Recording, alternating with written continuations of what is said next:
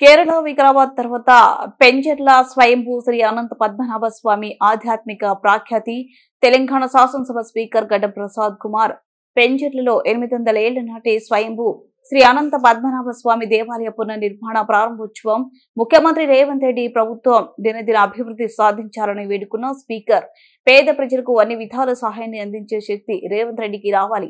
హాజరైన ఏఐసీసీ జాతీయ కార్యదర్శి చెల్ల వంశీచంద్ర రెడ్డి, రాజేంద్రనగర్ ఎమ్మెల్యే ప్రకాష్ గౌడ్ అనంత పద్మనాభ స్వామి ఆలయాలకు దేశంలోనే ప్రముఖ పుణ్యక్షేత్రాలైన కేరళ వికారాబాద్ తర్వాత షాద్ నగర్ నియోజకవర్గంలోని కొత్తూరు మండలం పెంచుర్ల గ్రామం అంత ఆధ్యాత్మిక అభివృద్ధి సాధిస్తుందని, ఇది ఎంతో శుభ పరిణామమని తెలంగాణ శాసనసభ స్పీకర్ గడ్డం ప్రసాద్ కుమార్ అన్నారు. సోమవారం రంగారెడ్డి జిల్లా షాద్ నగర్ నియోజకవర్గంలోని కొత్తూరు మండలం పెంచుర్ల గ్రామ శివారులో పునర్నిర్మించిన 800 ఏళ్ల నాటి స్వయంభూ శ్రీ అనంత పద్మనాభ స్వామి దేవాలయ ప్రారంభోత్సవ ఆధ్యాత్మిక వేడుకలకు స్పీకర్ ముఖ్య అతిథిగా హాజరయ్యారు. స్థానిక ఎమ్మెల్యే వీర్లపల్లి శంకర్ ఆధ్వర్యంలో జరిగిన ఈ కార్యక్రమానికి ఏఐసీసీ జాతీయ కార్యదర్శి చెల్ల వంశీచంద్ర రెడ్డి, రాజేంద్రనగర్ ఎమ్మెల్యే ప్రకాష్ గౌడ్ తదితర స్థానిక నాయకులు, ప్రజాప్రతినిధులు, ప్రముఖులు హాజరయ్యారు.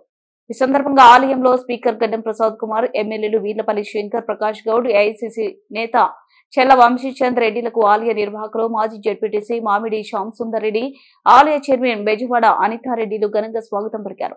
ఈ సందర్భంగా ఆలయ అర్చకులు పూర్ణ కుంభంతో స్పీకర్ గడ్డం ప్రసాద్ కుమార్ కు స్వాగతం పలికారు. ప్రత్యేక పూజలు అనంతరం గడ్డం ప్రసాద్ కుమార్ మీడియాతో మాట్లాడుతూ, కేరళలోని అనంత పద్మనాభ స్వామి ప్రముఖ ఆలయ తర్వాత వికారాబాద్ లో అంతటి పుణ్యస్థలం ఉందని, ఇప్పుడు 800 ఏళ్ల నాటి స్వయంభూ శ్రీ అనంత పద్మనాభ స్వామి ఆలయం ఇక్కడ వెలవడం ఎంతో గొప్ప విషయమని అన్నారు.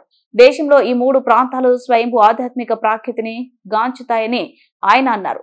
ఎంతో గొప్ప విశేషం కలిగిన భక్తులను విశేషంగా ఆకర్షిస్తున్న ఈ ప్రాంత భవిష్యత్తులో ఎంతో ఆధ్యాత్మిక పర్యాటక కేంద్రంగా విరసిల్లుతుందని అన్నారు. ఒకప్పుడు అడవి ప్రాంతంగా ఉండే ఈ ప్రాంతంలో 800 ఏళ్ల స్వయంభూ అనంత పద్మనాభ స్వామి ఆలయం ఉండడం, దాని మహిమాన్వితమైన విశేషతను గుర్తించి మాజీ జడ్పీటీసీ శ్యామ్ సుందర్ రెడ్డి, బెజవాడ అనితారెడ్డిలు ఆలయాన్ని గొప్పగా అభివృద్ధి చేయడం అభినందనీయమని ప్రశంసించారు.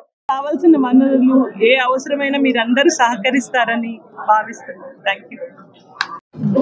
స్థానిక శాసనసభ్యులు నన్ను ఇక్కడ రప్పించి ఈ స్వయంభూ అనంత పద్మనాభ స్వామిని దర్శించుకునే విధంగా చేసినందుకు, మిమ్మల్ని అందరినీ కలుసుకునే భాగ్యం కలిగించినందుకు మరి వారికి ముందుగా నా యొక్క కృతజ్ఞత తెలియజేస్తున్నాను. ఎందుకంటే తెలంగాణ రాష్ట్రంలో మొట్టమొదటి అనంత పద్మనాభ స్వామి టెంపుల్ వికారాబాద్లో ఉన్నది. వికారాబాద్లో ఉన్న టెంపుల్కు మరి కేరళలో ఉన్న అనంత పద్మనాభ స్వామి టెంపుల్కు కింది నుంచి బొయ్యారం ఉన్నది. అక్కడ కూడా స్వయంభూ అనంత పద్మనాభ స్వామి టెంపులే. మరి అక్కడ ఉన్నది, మరి వారికి ఎట్లొచ్చిందో ఈ ఆలోచన నాకైతే తెలియదు. కానీ మళ్ళా నా దగ్గర ఉన్న అనంత పద్మనాభ స్వామి టెంపుల్ ఈడ కూడా అనంత పద్మనాభ స్వామి టెంపుల్ను దర్శించుకునే విధంగా శంకరన్న చేసినందుకు, మరి ఇక్కడ ఈ పింజర్ల గ్రామంలో ఒక 3-4 ఇయర్స్ బ్యాక్ ఇది మొత్తం అడవి ప్రాంతంగా ఉండేనంట. భక్తులు కూడా రానికి కష్టమైన పరిస్థితి ఉండే.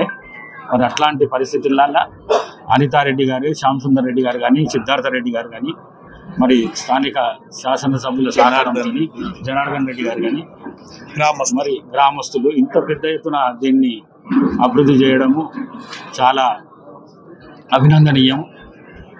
మరి ప్రభుత్వ పరంగా కూడా స్థానిక శాసనసభ్యులు ఈ గుడికి సాయం చేసే విధంగా, ఎందుకంటే CGF ఫండ్ అని ఉంటుంది, ఆ CGF ఫండ్లకి వెళ్ళి కూడా ఈ గుడి నిర్మాణం కానీ లేకుంటే అభివృద్ధి కార్యక్రమంలో కానీ మనము ప్రభుత్వ పరంగా కూడా తీసుకోవచ్చు. వారికి కావాల్సిన సాయం, మా వంతు సహకారం వారికి తప్పకుండా అందిస్తామని చెప్పేసి తెలియజేస్తూ, మరి దీన్ని పెద్ద ఎత్తున అభివృద్ధి, ఈ రాష్ట్రంలోనే పెద్ద ఎత్తున అభివృద్ధి ఎట్లయితే వికారాబాద్లో ఫ్రైడే, సాటర్డే, సండే ఇంచుమించు 25 నుంచి 30 వేల మంది దర్శించుకోనికి వస్తారు.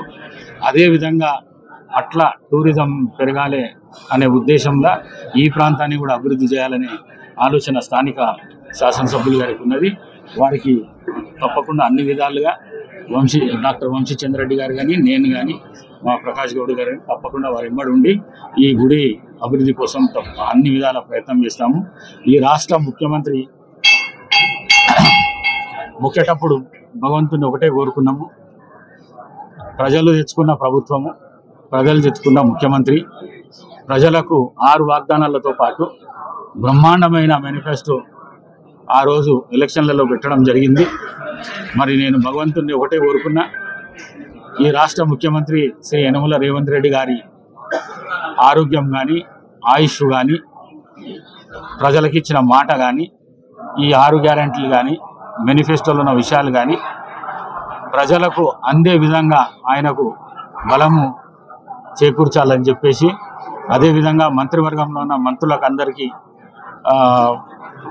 ముఖ్యమంత్రికి సహాయం చేసే విధంగా ఎమ్మెల్యేలందరూ ముఖ్యమంత్రికి తోడు ఉండాలి అని చెప్పేసి, ఈ స్కీమ్స్ అన్నీ ప్రతి ఇంటికి అందే విధంగా చూడాలని చెప్పేసి అనంత పద్మనాభ స్వామిని కోరడమైనది.